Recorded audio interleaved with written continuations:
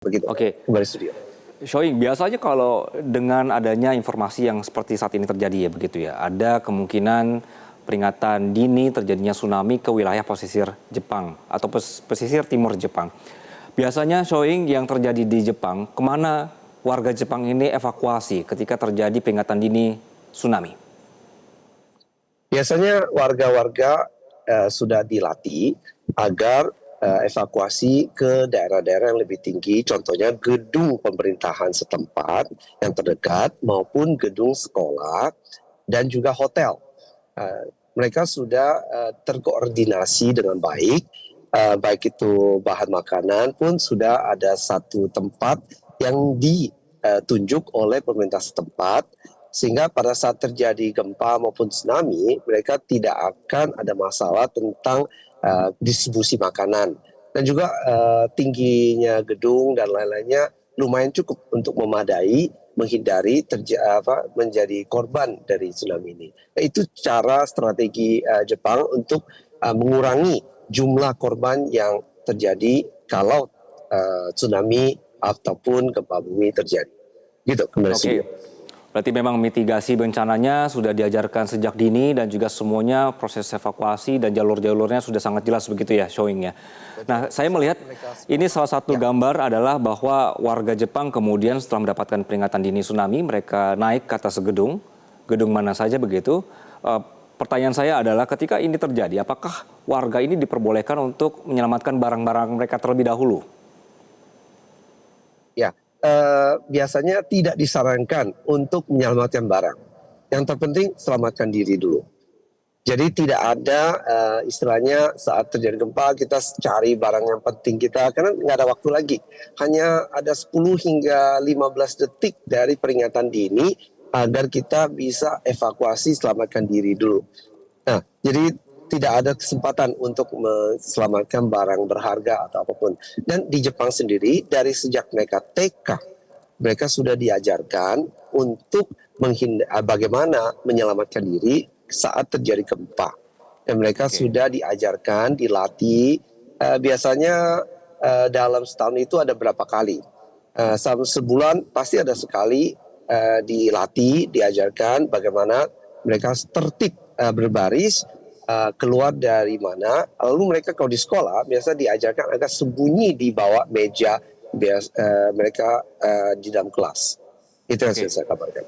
Oke, Showing, menarik ya dengan sebegitu sistemnya sudah berjalan dengan rapi di sana untuk mitigasi gempa.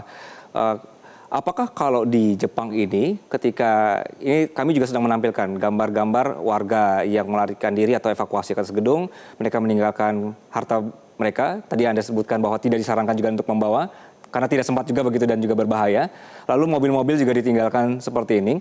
Sebenarnya kalau di Jepang sendiri apakah memang ada semacam mekanisme penggantian asuransi yang jelas sehingga warga ini tidak khawatir lagi ketika mereka meninggalkan barang-barang mereka begitu? Betul. Untuk rumah, berarti aset yang tidak bergerak, biasanya kalau mereka ikut asuransi bencana alam akan digantikan. Artinya rumah yang rusak akan diperbaiki. Tapi kalau rumah sampai roboh akan juga digantikan uang untuk membangun rumah itu. Apabila warga ini membayar asuransi bencana alam. Tapi kalau tidak membayar, maka mereka tidak akan diganti rugi 1 sen pun. Jadi itu adalah pilihan sendiri.